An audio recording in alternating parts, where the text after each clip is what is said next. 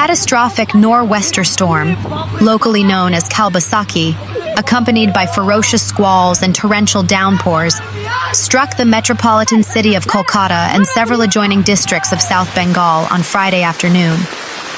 Packing internal wind gusts measured up to an astonishing 88 kilometers per hour.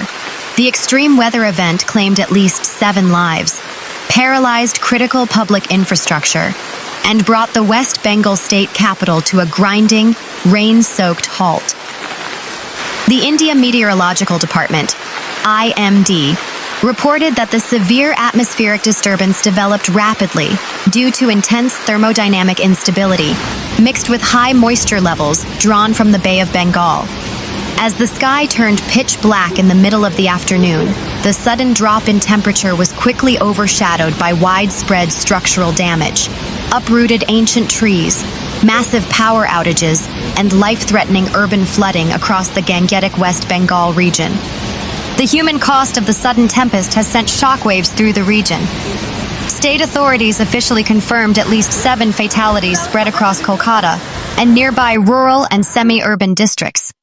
Multiple deaths were linked directly to snapped overhead high-tension wires falling into waterlogged streets. Victims walking through flooded alleys were instantly electrocuted before medical emergency teams could safely navigate the water to reach them.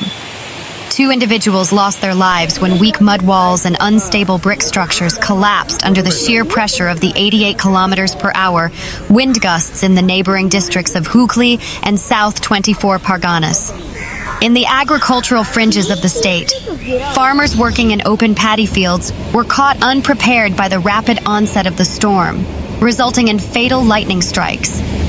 In response to the tragedy, the West Bengal state government announced an immediate ex gratia financial assistance package of 4 lakh rupees, 400,000 rupees, for the next of kin of each deceased individual. Disaster management teams have been ordered to expedite damage assessment reports to ensure swift compensation distribution. Kolkata's urban core bore a heavy brunt of the severe storm, with visual evidence pointing to widespread structural damage and heavily disrupted civic amenities. The sheer force of the wind pressure created localized vacuums that shattered heavy architectural elements.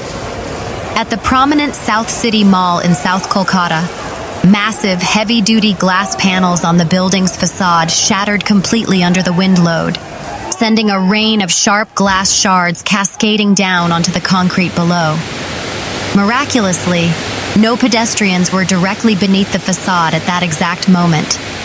Similar structural damage, including ripped metal banners and shattered windows, was reported near the historic Manoka Cinema Hall, where a massive old banyan tree crashed onto the adjacent roadway. At the Netaji Subhash Chandra Bose International Airport, flight operations had to be put on a temporary hold. Fierce crosswinds and waterlogging on the primary runway forced air traffic controllers to divert several incoming domestic and international flights to nearby airports like Bhubaneswar and Ranchi, while departing flights faced severe delays. The Sealdah Division, which acts as the lifeline for millions of daily commuters from suburban districts, reported severe disruptions. Uprooted trees fell directly onto overhead catenary wires, snapping power lines and trapping multiple EMU commuter trains between stations for hours. Even the city's robust metro rail system faced partial suspensions. Debris and large tree branches fell onto the elevated tracks of the north-south corridor, forcing authorities to temporarily run truncated services for passenger safety. Vehicular movement across major thoroughfares in Esplanade, Salt Lake, Jadavpur, Baligunga, and Baranagar was completely paralyzed. The sudden, intense rainfall overwhelmed the city's vintage drainage pumping stations, causing instantaneous waterlogging of up to 2 feet on major roads. Commuters faced near-zero visibility conditions, forcing cars to pull over with hazard lights on. According to the Kolkata Municipal Corporation, KMC control room, over 100 trees were reported uprooted across the city, crushing parked vehicles and blocking primary emergency lanes. The severe storm represents a classic, albeit highly intense, manifestation of the Kalbaisakhi or nor'wester, a seasonal convective weather phenomenon unique to the northeastern part of the Indian subcontinent. Meteorologists from the Hamirpur Weather Office explained that a prolonged spell of high ambient temperatures and oppressive humidity across South Bengal created a highly unstable atmospheric column. When a dry, cool westerly wind system, originating from the Chota Nagpur Plateau, overrode the warm, moisture-laden southerly winds moving inward from the Bay of Bengal, it triggered violent convective clouds known as cumulonimbus. These clouds ballooned up to 12 to 15 kilometers into the atmosphere, leading to the sudden downburst of heavy rain, hail, and extreme straight-line winds. While the storm exacted a terrible toll on life and infrastructure, it brought a dramatic, albeit temporary, end to the punishing heatwave conditions that had been plaguing the citizens of Kolkata.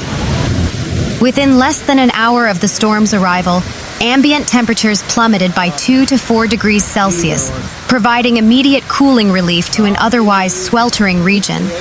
The devastation caused by the nor'wester extended far beyond the municipal boundaries of Kolkata, creating massive operational hurdles across neighboring rural and urban jurisdictions.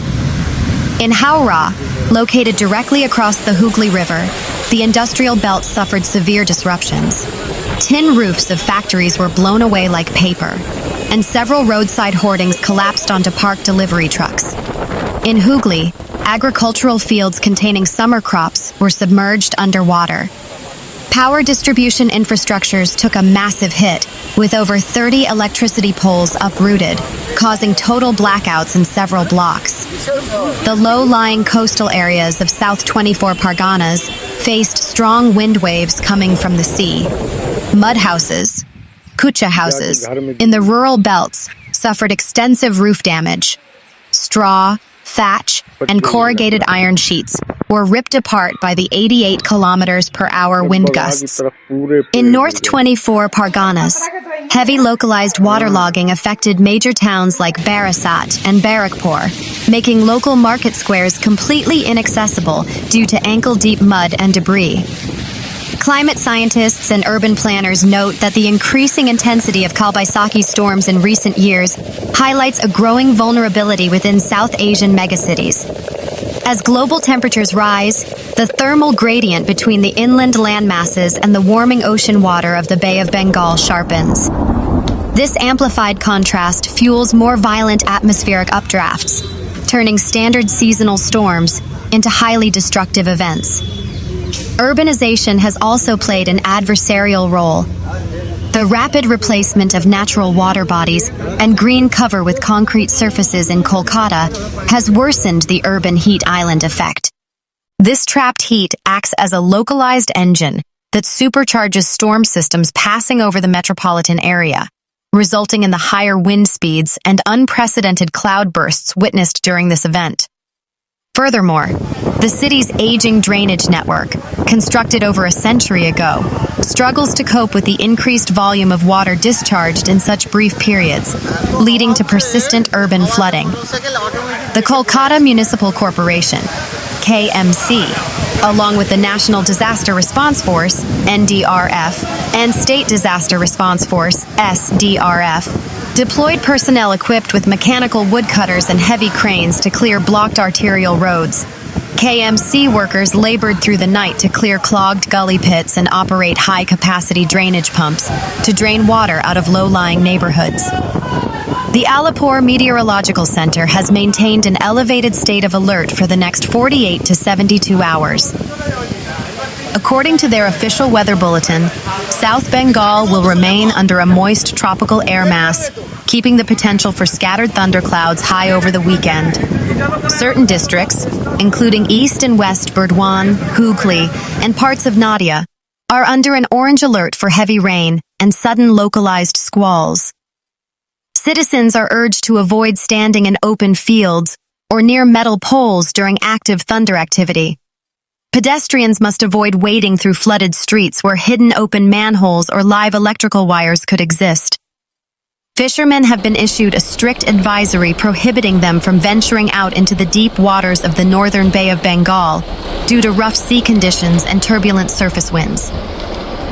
In a catastrophic turn of events, a massive under-construction bridge over the Betwa River in the Hamirpur district of Uttar Pradesh collapsed in the early hours of Friday, May 29, 2026. The tragedy, which occurred during a violent pre-monsoon storm accompanied by hurricane-force winds, has left at least 6 construction laborers dead and several others severely injured.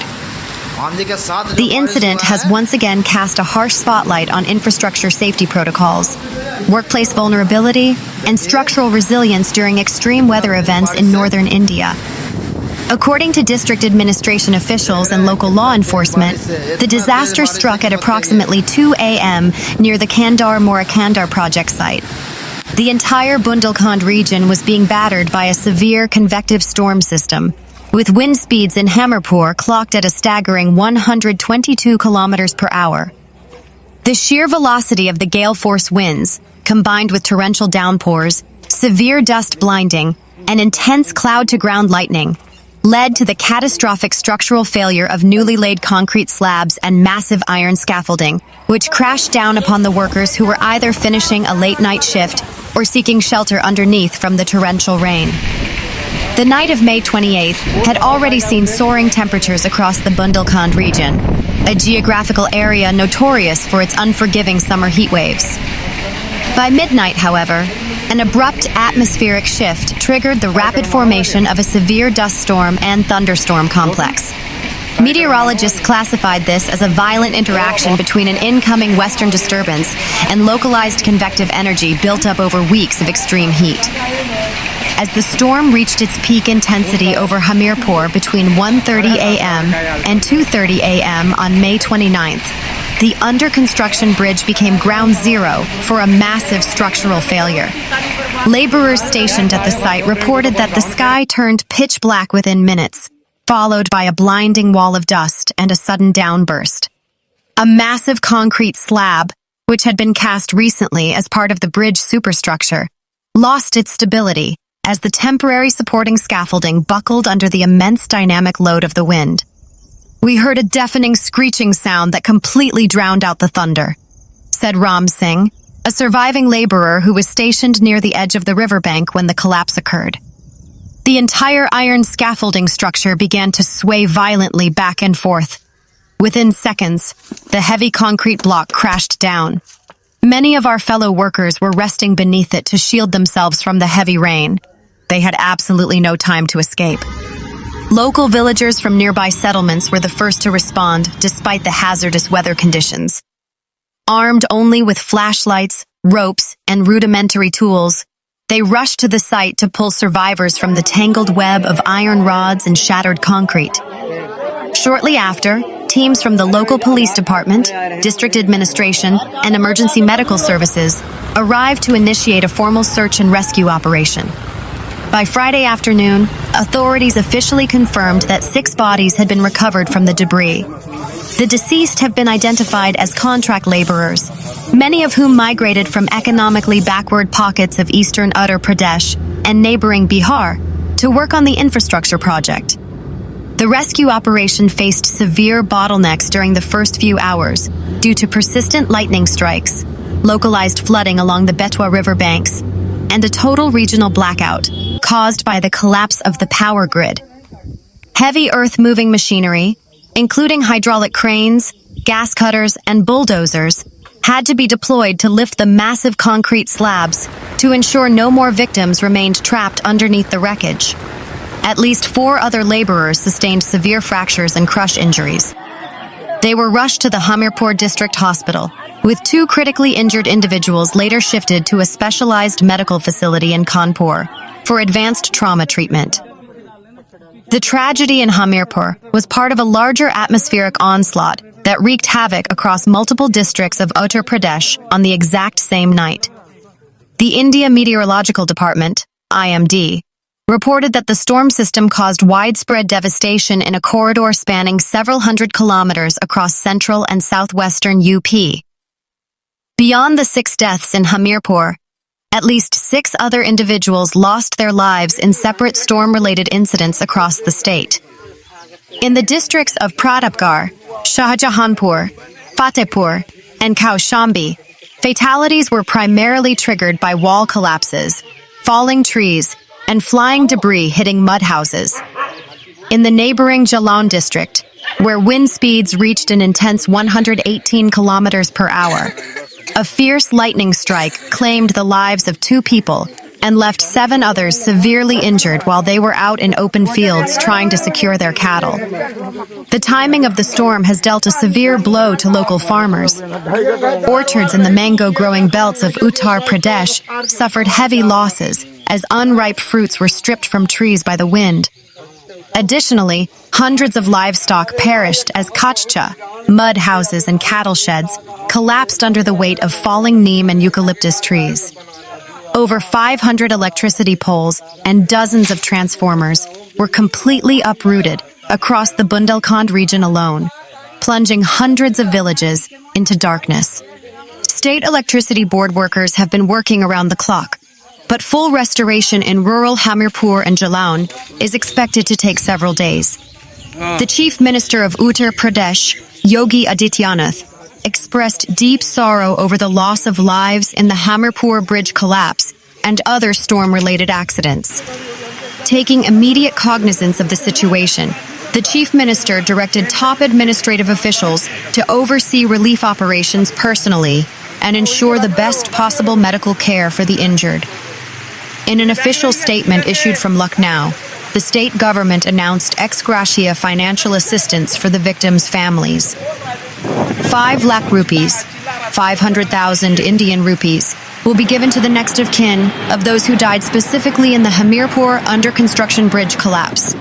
4 lakh rupees, 400,000 Indian rupees, will be provided to the families of individuals who lost their lives in general storm-related incidents, wall collapses, tree falls, and lightning, across the state, in accordance with disaster relief norms. The government committed to covering all medical expenses for the injured, along with direct financial support based on the severity of their injuries. Chief Minister Adityanath ordered a high-level technical inquiry into the Hamirpur bridge collapse. The investigation committee, which will include structural engineers from the Public Works Department, PWD, and independent safety experts from the Indian Institute of Technology, IIT, has been tasked with determining whether structural flaws, substandard materials, or a total disregard for weather warnings contributed to the failure of the bridge infrastructure. The committee has been ordered to submit its preliminary report within 48 hours.